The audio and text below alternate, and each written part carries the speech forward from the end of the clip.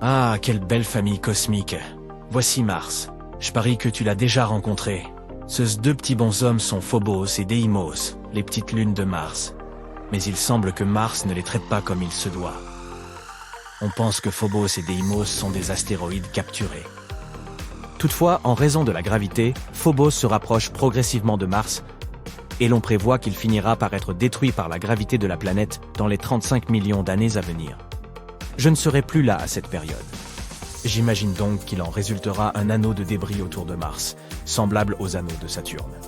Cependant, ce processus est un phénomène naturel et non pas un acte destructif de la part de Mars.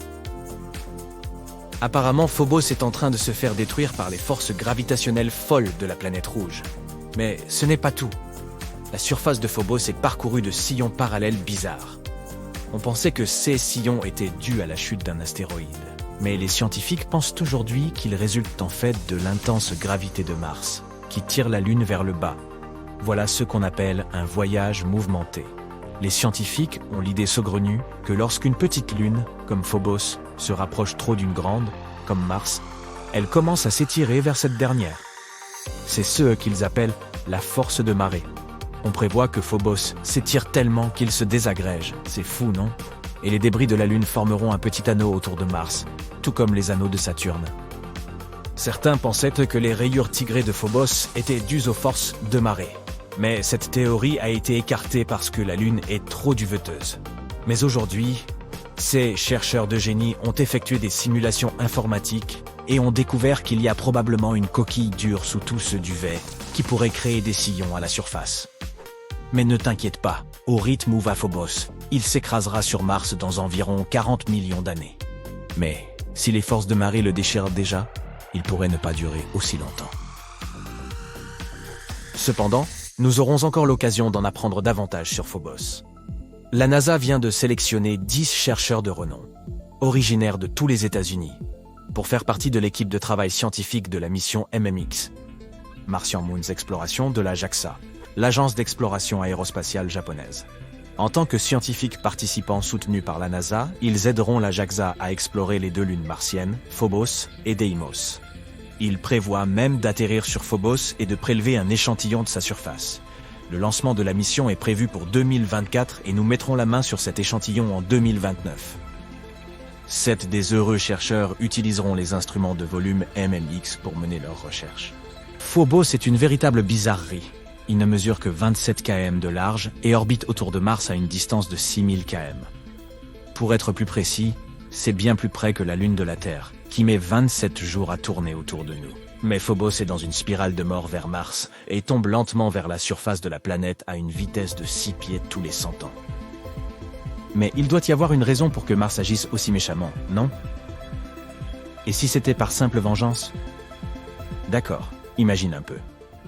Mars s'occupe de ses affaires. Elle est chaude et humide comme une jeune Terre.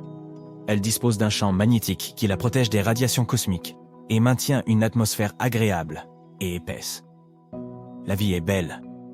Mais voilà qu'au moins 20 astéroïdes, chacun de la taille d'un petit pays, viennent s'écraser sur Mars comme dans une gigantesque partie de whack-a-mole cosmique. L'un d'entre eux laisse même un cratère de près de 2000 miles de large. Imagine maintenant ce que doit ressentir Mars en ayant 2 astéroïdes pour Lune, et sachant ce que d'autres astéroïdes ont fait à la planète rouge.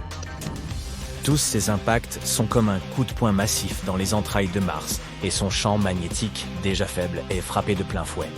Le noyau surchauffe et ne peut plus circuler correctement, ce qui signifie qu'il n'y a plus de champ magnétique pour protéger la planète. C'est comme si tu ne portais rien à une profondeur équivalente à celle de la fosse des Mariannes. Si c'était possible, tu serais sans défense. Et frigorifié, c'est en gros ce qui est arrivé à Mars. La pauvre planète se retrouve donc dans le froid, sans protection contre tous ces méchants rayons cosmiques. C'est comme sortir sans crème solaire, ce n'est pas une bonne idée. Mais au moins, nous pouvons apprendre des erreurs de Mars et faire en sorte que la Terre ne subisse pas le même sort. Peut-être devrions-nous commencer à investir dans une assurance contre les astéroïdes. Mais croyez-moi, la planète rouge n'est pas du tout méchante. En fait, elle est plutôt amicale. Alors que Mars semble être assez dur envers Phobos, il y a une chose qui pourrait prospérer avec son aide. Une équipe de scientifiques a trouvé le moyen de faire pousser du riz sur Mars. Oui, tu as bien entendu. Ils ont utilisé le MMS. Pas le moyen dépassé d'envoyer des photos, mais un sol spécial appelé Morave Mars Simulant. Il est censé imiter le sol martien, mais voilà le hic. Le sol martien contient des sels de perchlorate qui peuvent être toxiques pour les plantes. L'équipe a donc cultivé 3 types de riz, un normal et 2 modifiés par des mutations génétiques qui les rendent plus aptes à gérer le stress comme la sécheresse ou la salinité. Et devine quoi? Les souches mutantes ont pu s'enraciner dans un sol contenant 1 gramme de perchlorate par kilogramme.